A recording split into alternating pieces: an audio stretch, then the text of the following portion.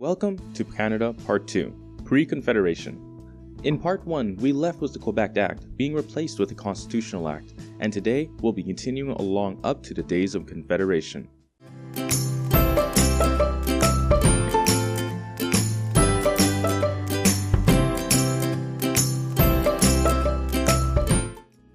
Although there were now elected representatives, the strife between the appointed governors and the elected representatives grew. This happened because they couldn't agree on who should control public spending or who should appoint the civil list, also known as public officers. The colonial reformers wanted harmony, so they suggested the governor appoint only those that had the confidence of the assembly, since them being elected showed that they had the trust of the people. This also signified and suggested the implementation of responsible government. Fortunately or unfortunately, depending on your view, this led to the rebellion of 1837-38. This in turn led to the Lower Canada Assembly forming 92 points of grievances, including that the Legislative Council be elected instead of appointed. The High Commissioner and Governor-General of British North America, Lord Durham, appeared in 1838 to assess the situation of Upper and Lower Canada. His assessment produced an elaborate report which was delivered to the British Parliament.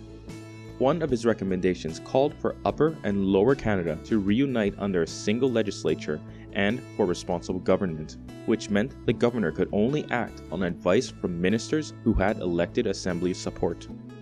2 years later, the Union Act of 1840 called for a few things, such as a single legislative council of no less than 20 members appointed by the Crown and a single legislative assembly, equally represented from each part of the newly constituted province of Canada. This was a signal for responsible government.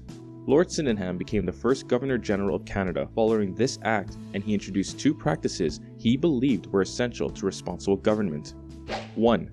He reorganized the executive, which created departments and placed them each under the direction of a single political head. Think of the Prime Minister Trudeau and his members of cabinet. 2. Creating a government party and using powers and patronage, he ensured his ministers had support in the legislature. Unfortunately for Lord Sydenham, it broke down, but the fragments of it can be seen today.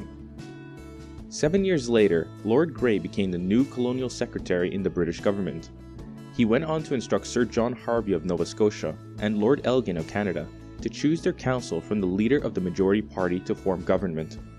1 year later, this was tested in Nova Scotia, which had the ministry resigning upon defeat due to emotional confidence, at which point the governor called the leader of the new majority party to form government.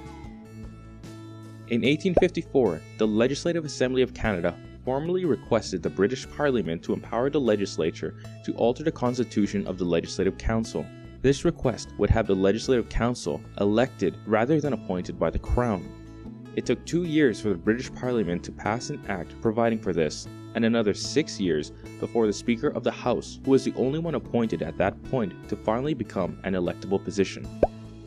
Let's turn our attention now to Pre-Confederation Newfoundland. This was a special case in that it was not a recognized colony since its establishment. From 1729 to 1829, the governor was commander of the British naval convoy stationed there to protect the English fishing boats. It was in 1824 that it was recognized and assisted by an appointed council. 8 years later, the governor called for election of a legislative assembly, and 23 years later, the upper chamber, or legislative council, was created with responsible government being implemented. The final pre-Confederation land was British Columbia and Vancouver Island. There were a few things different between the two. Vancouver Island, for instance, had the authority to elect an assembly when it was created in 1849, and mainland British Columbia had a governor who was the only one able to make laws when it was constituted in 1858. The two merged in 1866, and its government was then exercised by the governor and legislative council, as no provision was made for an elected assembly. Well, that's it for part 2, folks. Like or dislike, that really does help me out a lot.